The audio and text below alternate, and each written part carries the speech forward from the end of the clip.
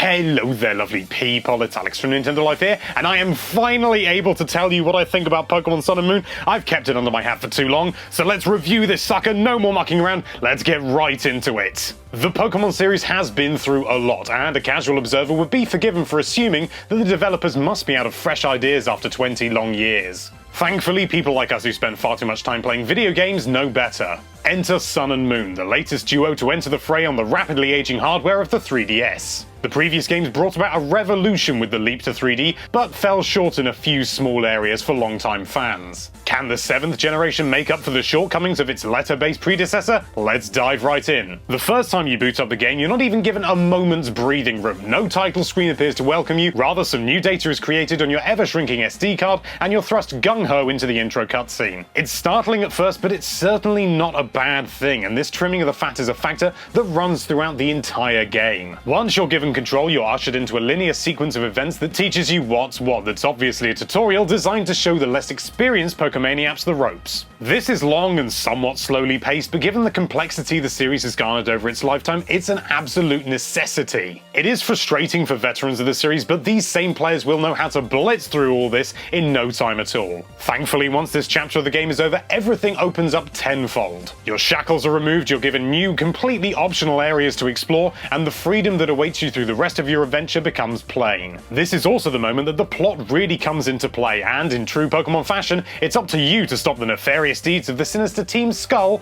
and their plot to steal as many Pokemon as possible. That might make the story sound terribly basic, but you needn't worry about such things. In fact, we'd even go so far as to say that the plot in Sun and Moon is the deepest and most ambitious Game Freak have dared attempt. It's certainly not Shakespeare, and it remains accessible to a wide range, but even so, many of the topics and thematic devices are miles ahead of the standard evil group tries to take over the world with legendary Pokemon affair we're oh so used to. But enough of the plot, we don't want to slip any spoilers your way, so we'll move on. As expected, you've also got a bunch of new Pokemon to catch, and to be honest, they are generally really good. In the past, some Pokemon have been completely over-designed to the point where they really just don't look like anything in particular, or they're just completely ugly. But thankfully, this time around, everything seems to have a wonderful simplicity about it that makes it really lovely to look at. There are a few exceptions to the rule, but that's always going to be the case. What isn't basic, on the other hand, are the Ultra Beasts. These are massively, ridiculously over-designed things that come from another dimension,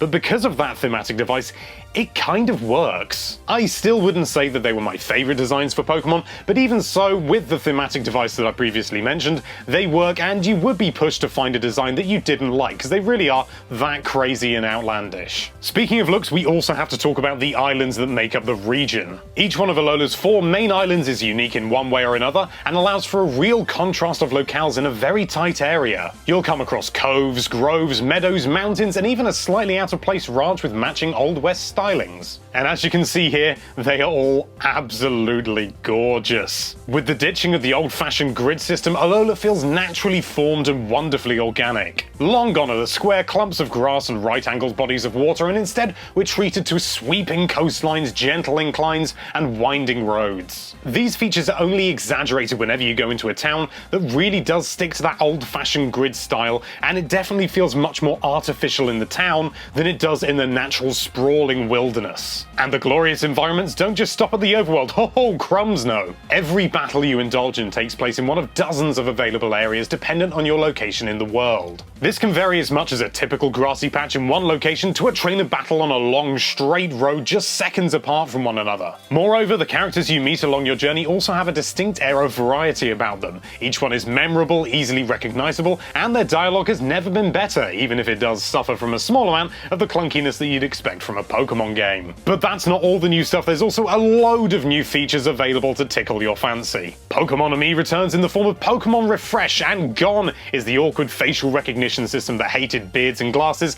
and instead you just feed your Pokemon and it makes it happy. You can pet it as well, and you'll clean it after battles and things like that, and it's a real way to feel that you're actually bonding with your Pokemon, which sounds kinda sad, and to be honest it is, but well, don't judge me. You can also remove status effects like paralysis using a curiously never-ending medicine tool, which is strange but very handy. You'll also want to pop into Pokepelago, which gives you various micromanagement islands that reward you with new Pokemon, items, Pokebeans to use in Pokemon Refresh, boost your Pokemon's level, and plenty more stuff besides. At first, it does appear to be little more than tedious busy work with a similar time limit structure to that of many games on smart devices, but underneath this shell is probably one of the most important features Sun and Moon has to offer. Instead of using your party Pokemon, Pokepelago uses the Pokemon from your boxes. You know, those things you caught and forgot about? For the first time in the series, these guys and gals and Magnemites now have a purpose beyond being a largely sedentary trophy collection. As mentioned previously, you can boost their levels, you can get items, you can even get brand new Pokemon to fill up your boxes and indeed your Pokedex. The amount you can do with Pokepelago is staggering, and it makes it an absolutely vital feature for everyone,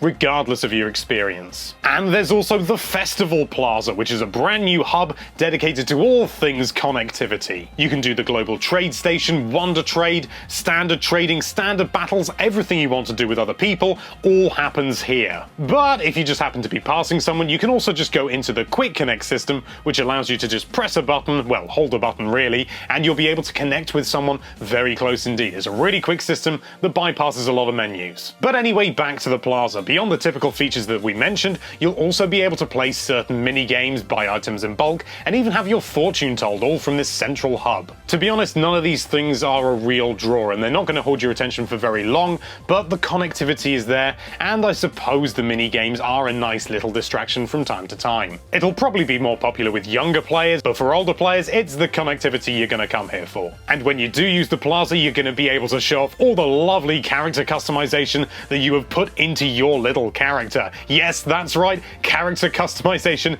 is back. There are so many more clothing options this time around, and you can even go around without a hat on, showing off that lovely hair that you spent so long taming. We would still like more customization options, but it's still so much bigger and better than the fashion-focused Kalos, and we feel you can't really say fairer than that. So there's plenty to keep you interested outside of the main game, but how does your Pokemon Quest aim to challenge you? Any veterans of the series will be pleased to hear that although Pokemon games are about as difficult as you make them, Sun and Moon are easily the most difficult to date. The new Pokemon bring a cocktail of new moves, abilities, and strategies that you'll need to employ in order to best what's thrown at you. And even subtle changes to older moves means the competitive scene will have to learn a whole new metagame to come out on top, and the inclusion of Zeb Moves constantly puts you on edge. Having said that, we did feel a little bit deflated by Zeb Moves on the whole. At first they were exciting, extravagant, and a joy to execute, but after dozens of hours playing, they really lost their edge. The animations became more of a nuisance than anything, and they're not as powerful as they first appear. But